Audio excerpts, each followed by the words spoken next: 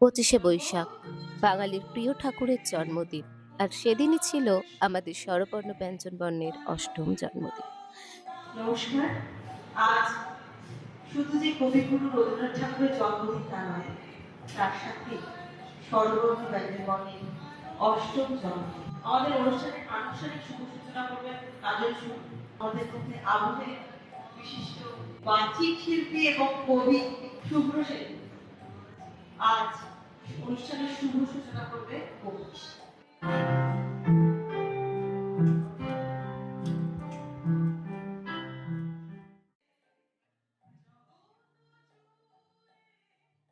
কে তোমাকে বলেছিল অমরুদ্ভর শব্দ লিখতে?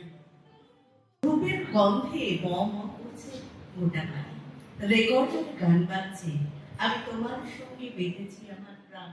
গগনে গরজে মেঘ, ঘন বর্ষা, কুলে একা বসে আছি, নাহি ভরসা। হ্যাঁ, ভুবনডাঙ্গা, ভুবনডাঙ্গার নাম শোনি?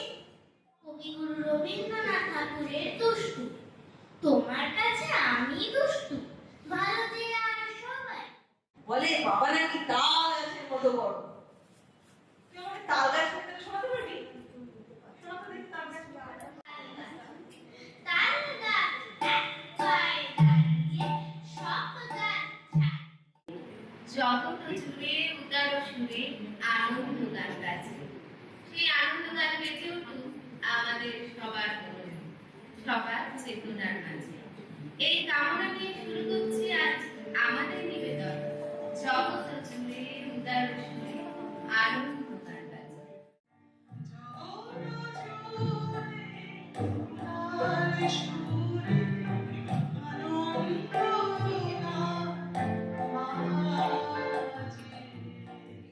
তীর্থ দেবতা ধরণীর মন্দির ও প্রাঙ্গণে তুমি এসেছিলে আজ প্রাতে, করুণ বরণ পারিজাত হয়ে হাতে।